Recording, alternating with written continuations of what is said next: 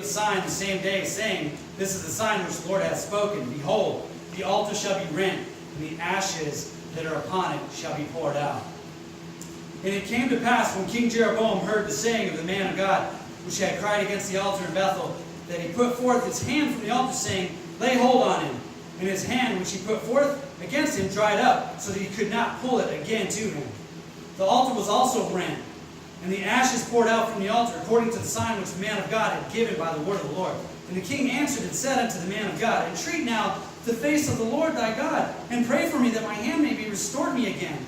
And the man of God besought the Lord, and the king's hand was restored him again, and became as it was before.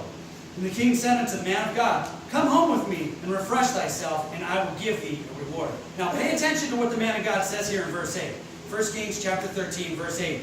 And the man of God said unto the king, If thou wilt give me half thine house, I will not go in with thee.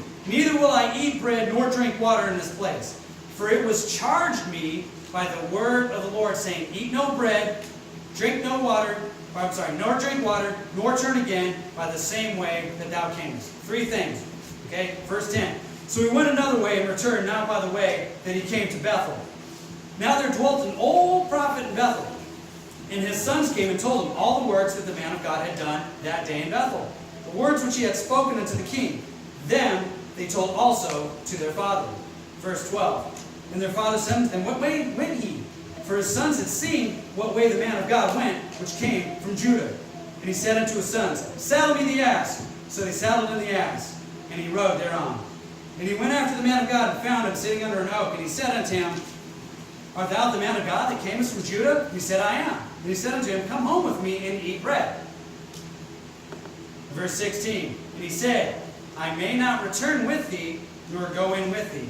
Neither will I eat bread, nor drink water with thee in this place. For it was said to me by the word of the Lord, Thou shalt eat no bread, nor drink water there, nor turn again to go by the way that thou camest. So this is the second time that this certain man, this prophet from Judah, has told someone exactly what God told him. Right? God said three things. Don't go the way you came, don't eat bread or drink water in this place.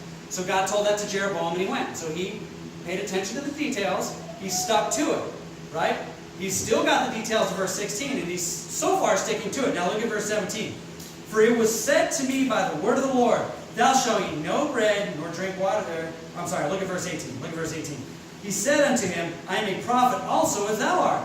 And an angel spake unto me by the word of the Lord, saying, Bring him back with thee into thine house, that he may eat bread and drink water. But he lied unto him. And basically the rest of the story, if you're not familiar with it, this prophet gets torn out by a lion. Okay, it's very, very disturbing. This guy makes one mistake, and God sends a lion to destroy him. Okay? Thank God he didn't send a lion after Moses for not obeying. But this guy here, he obeyed twice. But as soon as this old prophet from Bethel was like, no, come back with me. And God told me it was okay. He lost his discernment. He made an assumption. He assumed that this guy was from God. Probably because maybe he just didn't really stick to everything that God said in his heart. Right? God charged this certain man. He doesn't even get his name in this chapter. It just goes down as the prophet that came from Judah. And that's kind of sad. But that's an example of somebody who was told to do something by God, practiced it, and then fell as soon as someone lied to him. And that's what the devil does. Yea, hath God said, Thou shalt not have an altar, no stone? Yea, hath God said that salvation is by grace through faith, and that not of yourselves it is the gift of God, not of works, lest any man should boast? No. What he really meant, and then they just go on from there. It's always that way, okay? It was that way with this prophet, and he got torn up by a lion. It's like that with most of Christianity, and most of them are going to get thrown in hell. Unfortunately, it's sad, but it's true. So, I have a couple verses here. You don't have to turn to these. Like I said, this prophet here, it just blows my mind how he put into practice what God told him, and then just believed the lie. He just believed the lie. He really didn't stick to it.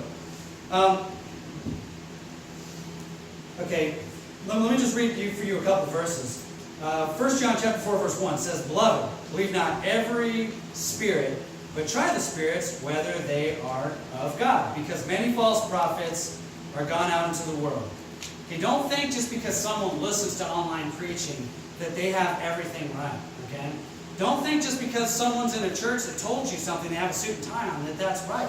You've got to learn these things for yourself as well. And by the way, the more you read, like I've said before, the more that preaching sticks into your heart. The more the Word of God will influence your life. Okay, you got to have this foundation in you, okay?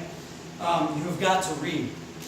Acts chapter 17, verse 11 says, "These were more noble than those in Thessalonica, in that they received the word with all readiness of mind, and searched the Scriptures daily whether those things were so."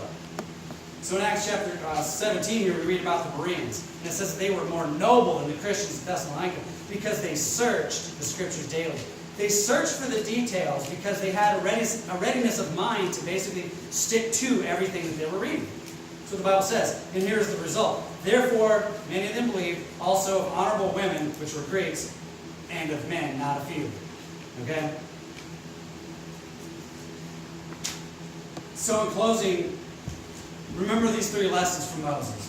Right? You have attention to detail. It is important that you pay attention to detail. Walk circumspectly. Look for the details. Look for everything that God has said and apply that to your life. Okay? Point number 2 was to adhere to God's word. Obey. Practice obedience, right? And if you may be sitting here today thinking, well, I got all this stuff going on, I don't know, I don't have the motivation. Look, pray for motivation. Pray that God will burden your heart for souls. Pray that God will burden your heart to read His Word every day. Look, He'll do it. I did it a long time ago, and He did it for me. He'll do it for you. Okay? Stick to God's words. Adhere. Obey. And then point number 3 was assumptions. Watch out for assuming. Watch out for the dangers of assuming things that are true when they might not be. Okay?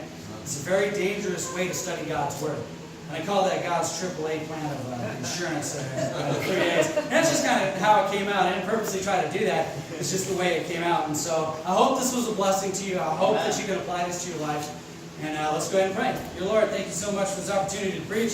Just pray that words I said will influence the folks here that are able to listen, Lord. I pray you bring us back safely next week. And please keep us safe as we go home tonight. In Jesus' name I pray. Amen.